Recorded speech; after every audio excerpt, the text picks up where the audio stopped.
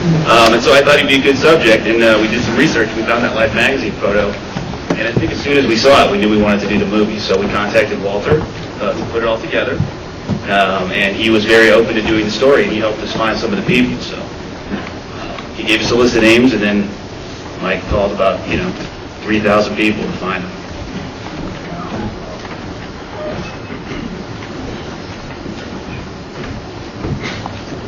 This actually is quite beyond belief. I don't think I really realized this was going to happen. But I want to give you an interesting perspective on this. This actually really is only the beginning of examining the history of video game playing. Because video games are becoming so big, so monstrous, so widespread, so much money involved, so many people, so much technology, that it's going to become so big that the future is so what? What words am I looking for? The future is going to be so big that the future is going to be looking back on these moments 1,000 times more than what this movie has looked on. Because you guys are pioneers. What's being done nowadays by like Lincoln and Michael is just really the first step of examining the history of video game playing. All the people who are connected to Twin Galaxies were the true pioneers. They were the first video game fanatics. They were the first video game stars. They were the first video game competitors who could be considered hardcore gamers. Now there's millions of them. But in those days, there were only a few dozen who were hardcore enough to really, get on a bus and come to Twin Galaxies. It's great that that they did this story because, I don't feel biased in saying this, but the Twin Galaxies story is the story of the birthplace of organized video game playing. And these guys wore that story, so I think it's incredible.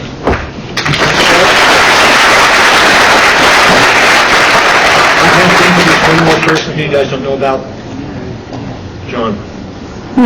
Well, anyway, the man they're waving is the co-founder of Twin Galaxies, who has never been interviewed, never been photographed, and hardly anybody knows he exists. But he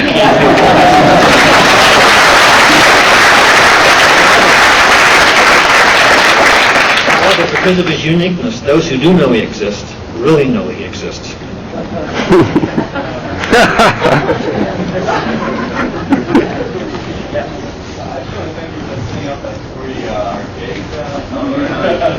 Thanks for coming. Yeah, he's talking about if you haven't come yet, there's an arcade at 333 Main Street. We have all the old games. They're set up for free play. Just stop in today and tomorrow. You can play some games and play with some of these champs. Comment before these guys talk. I actually brought some old posters from the early days of Twin Galaxies that I'm going to put together in mailing tubes and give away as prizes to people who get high scores or something like that. So I am very excited to announce that I am retiring from video games. And, maybe after this weekend, just because I do music, and I also write science fiction novels, believe it or not. And so that's the stuff I want to do. I don't want to run around and care about who got the highest score on whatever it is. There's thousands of games. I'm just ready to go do something else. Doesn't actually show up now. Yeah, it does. To the gamers, how do you all feel about, more recently, gamers like Thresh and Fatality who have made very, very lucrative careers out of this sort of renaissance in gaming? I can say that definitely I was 16 when all this was happening, and that was my dream, was to be a professional video game player. And so it's kind of interesting because today the players have gone far beyond what we were, as I said, all of our friends, or me and Billy and Darren and Todd, when we used to talk and go over this, we couldn't imagine how the internet and kind of the online phenomenon, and that's really made this much more economically viable. It's made it a bigger community. All we had then were telephones and airplane tickets, and that was the way that we communicated. So there probably were people out there that didn't know about the scoreboard or found out about it later. Today, the kids are professionals. I have a 5-year-old. He plays video games. By the time he's 16, if he wanted to, these guys can play 24 hours a day. So that's it. So there's professionals, there's money. They're really complicated, the games. I hate to say this, but it's a lot easier to stick a quarter and play one of those older games because these new ones are just a little bit beyond me. So anyway, I'm not afraid to admit that.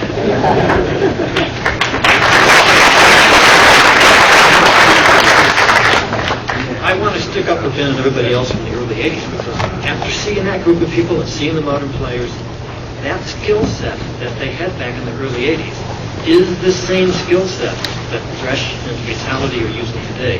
However, these guys were born a generation and a half too early for them to have the opportunity that's now available through the modern technology, through the internet, and especially through modern funding from sponsorships. Funding didn't exist back then. That's why it really didn't take off back then, because there was no money to fuel the development of leagues and teams and stuff like that, other than what Twin Galaxies did out of its simple little budget from its arcade. So they were the stars back then. They would have been the stars today, but they were born too early. As simple as that.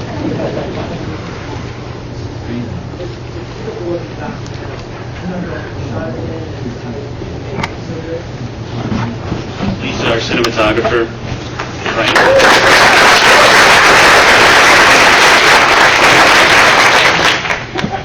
Oh, we shot all the modern day footage on HD on a Sony F900. And I think if we had the option to use the smaller HD cameras, we might have done that because we had to lug a lot of stuff around to a lot of different places.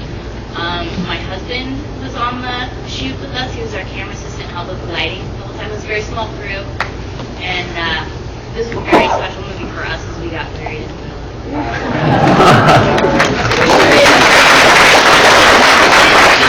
It's a really special movie. I love the fact that it brought together so many people that really love gaming from all different areas, and we just had a really great time making it, so thanks for coming to see it.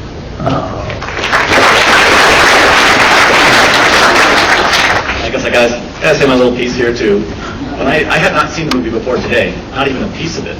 So it's very interesting to see how we video gamers from 20 some odd years ago were portrayed. And I guess I was very glad to see that maybe I didn't come across as normal, but I was more normal.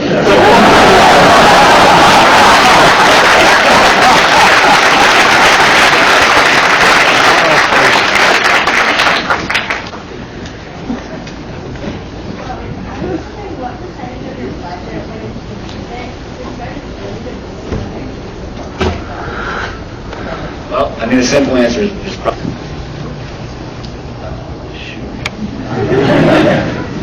Yeah, I just wanted to say, I don't know if people noticed, but at the end of the footage, a good part of the music was Walter playing and singing his music. And probably not that many people know it, but Walter's a very gifted singer and guitar player.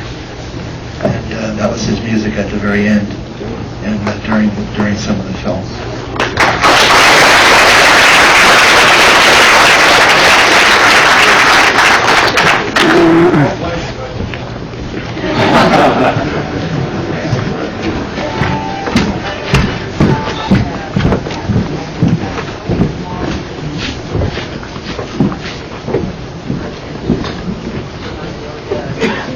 We started collecting early, but most of it comes from personal collections. It's kind of nice to see that they care enough about that time period that they keep it all themselves. So the production was about 4 months.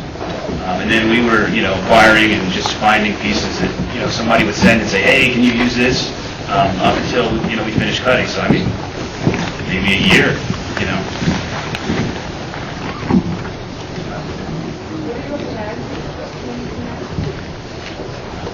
Can you repeat the question? What is your plan with your documentary? She asked what our plan was.